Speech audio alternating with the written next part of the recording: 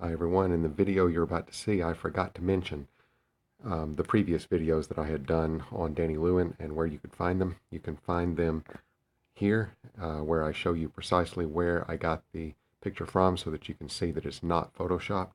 And then here, some more anomalies about this guy. Hope you enjoy the video. Thank you. In a later video, I'm going to cover the issue of there being a connection between Jesus and 9/11. In this video, I'm going to cover a little bit of evidence for an occultic connection to 9/11. This is the stuff that convinced me that there really was an occultic connection going on here. This is Danny Lewin, the computer and mathematics genius who supposedly, according to the official story, perished on American Airlines Flight 11 as he tried to stop the hijackers, and they killed him and then flew the plane into the building, making him a hero and the first casualty on 9/11. That's the official story. Now, before we look at the specifics about him, there's a couple of pieces of background information that you need to be aware of. All right, let's go. The number 11 itself is a very, very occultic number. This is according to Aleister Crowley. If you don't know who Aleister Crowley was, he was to the occultists, he was nearly like some sort of a Jesus of the occult in terms of his authority. If Crowley said so, it was so. I mean, that this guy is a major authority figure in the occult. It's hard to overstate how much of an authority figure he was.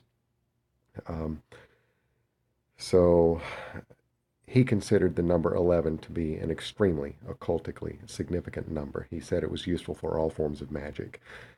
Now, here's another thing I want you to look at in terms of the number, just the number 11. All right, look at this building. Tell me, what do you think it looks like? What number? All right, what number does that look like? It looks like an 11, right? All right. Now look, Wikipedia article on the World Trade Center. World Trade Centers 1 and 2, the two towers. They were 110 floors. All right. 110, that's an 11 followed by a 0. You know what the 11 is. We just covered it. Now look at the 0. All right.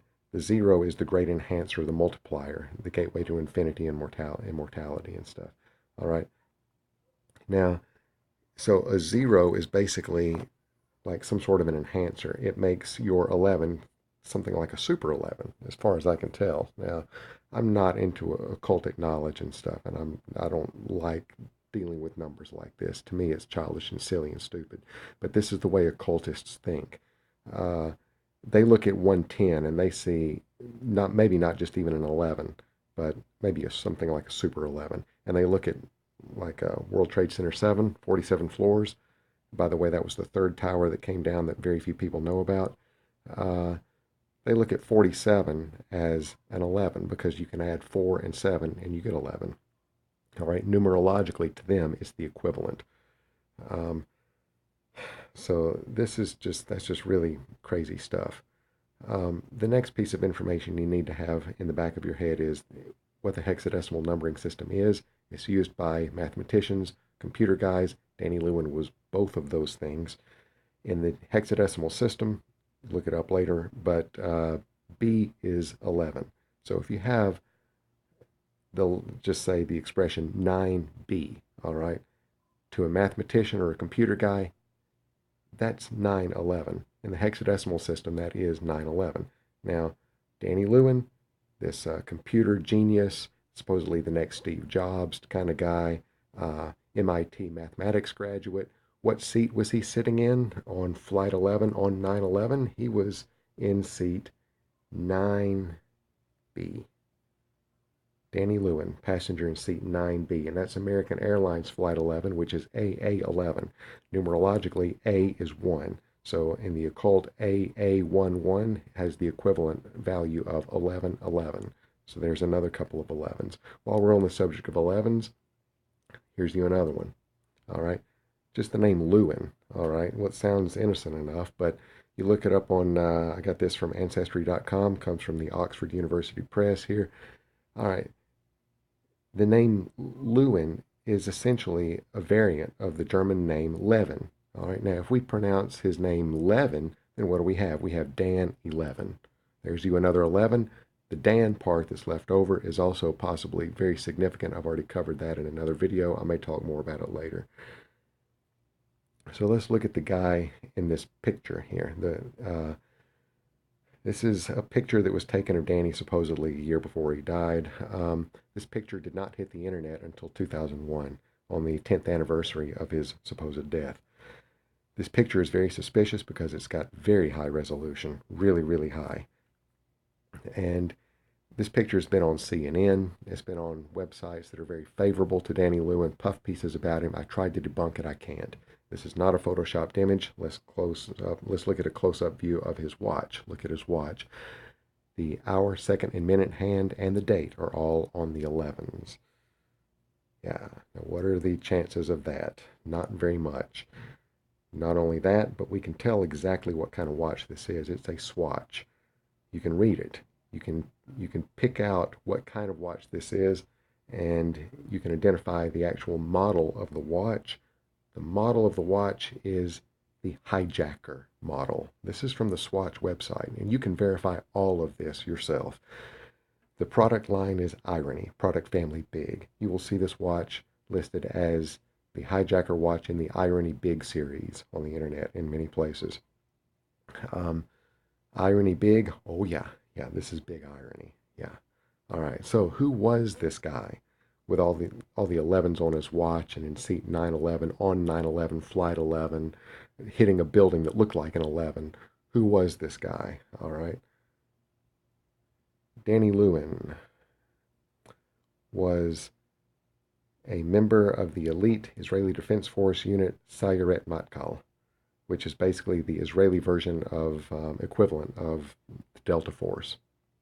All right, this guy had been a Mossad or IDF commando. All right, according to his friends, quoted in Psychology Today, Danny Lewin could kill an armed terrorist with nothing more than his credit card, a pen, even his bare hands. All right, and this is the guy who's got all these 11s on his watch, hitting a building that looks like an 11, and blah blah blah blah blah. All right, now you want to tell me that this is just a coincidence or something?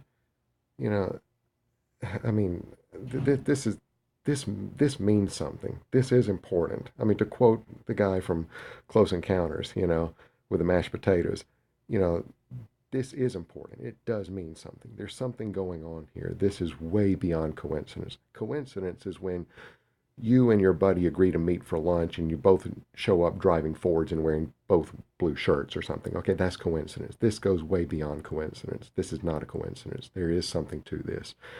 So, what do we make out of this? What do you make out of this? If this doesn't challenge your worldview, if you're somebody who thinks that 9/11 truth stuff is a bunch of hooey, all right, and then you're confronted with this, if this doesn't challenge your worldview and make you uncomfortable, then you've got a head full of rocks. This is something that any reasonable person should have to try to come to terms with, because this is an important thing. We're being told something, and if you want to just turn away from it and act like you haven't seen anything, then you can just go back to believing whatever it is that you want to believe, because nothing is ever going to change your mind if that's the way you look at the world. But if you're interested in what truth is, and if you want to know truth, then this is something that you need to look at. And I think it's an important thing to look at this and just follow the evidence on this. I think now is a good time to play a clip from The Matrix that is relevant to this. Let me tell you why you're here. You're here because you know something. What you know you can't explain, but you feel it. You felt it your entire life, that there's something wrong with the world. You don't know what it is, but it's there, like a splinter in your mind, driving you mad. It is this feeling that has brought you to me. Do you know what I'm talking about? The Matrix. Do you want to know what it is? The Matrix is everywhere. It is all around us. Even now, in this very room. You can see it when you look out your window or when you turn on your television. You can feel it when you go to work, when you go to church, when you pay your taxes. It is the world that has been pulled over your eyes to blind you from the truth. What truth? That you are a slave, Neo. Like everyone else, you were born into bondage, born into a prison that you cannot smell or taste or touch. A prison for your mind.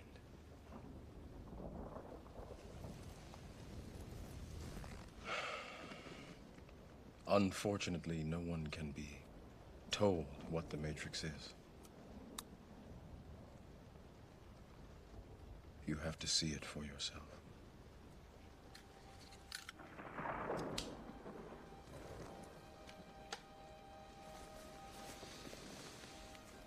This is your last chance.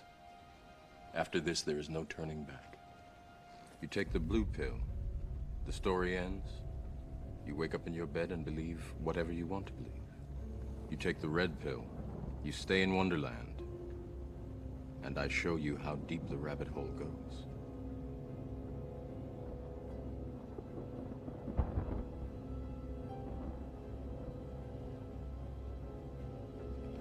Remember, all I'm offering is the truth, nothing more. Maybe you're a person who is hanging on for dear life to the idea that America is still what it was in the 1980s and the 90s or the 50s or something, depending on your age. Those were great days, and you don't want to believe that things are never going to go back to being like that again. You don't want to believe that maybe all of that was in some way just kind of an illusion. You don't want to believe that there are people in this world who would kill thousands of their own countrymen for some sort of ritualistic purpose. Maybe you're a person who believes that 9/11 was just something pulled off by the neocons, something pulled off just by the New World Order or the globalists or something. And it was, but maybe that's as far as you go with your thinking. And you're just hung up on controlled demolition, Bush knew, Cheney knew, and all that kind of stuff, which is, that's all part of it. But if that's where you stop, then there's an awful lot that you're missing. And maybe you're missing it because you don't want to go there. But from what I've shown you, 9/11 has got a very occultic angle, and there's something really weird going on here. This is tied to magic, which is supernatural, and this is worth looking at. And this is a very deep, dark rabbit hole. But there is light at the end of the tunnel. Like I mentioned before, there's real reason for joy and hope after going through all of this. If you take the red pill and you go ahead and you pursue this line of thinking, in the end, it's good. So this is your red pill moment. You can either take the red pill and you can see how deep the rabbit hole goes, or you can take the blue pill and you can go back to believing whatever it is that you want to believe about America and the world, and you can just keep living with your head crammed in some place where the sun doesn't shine. It's totally up to you. But I do want to leave you with this last thought about 9/11, about the Matrix.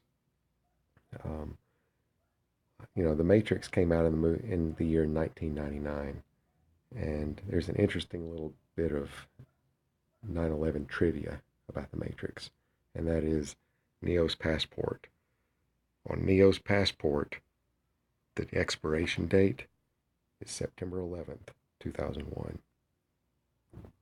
Hope you take the red pill. Thanks for watching.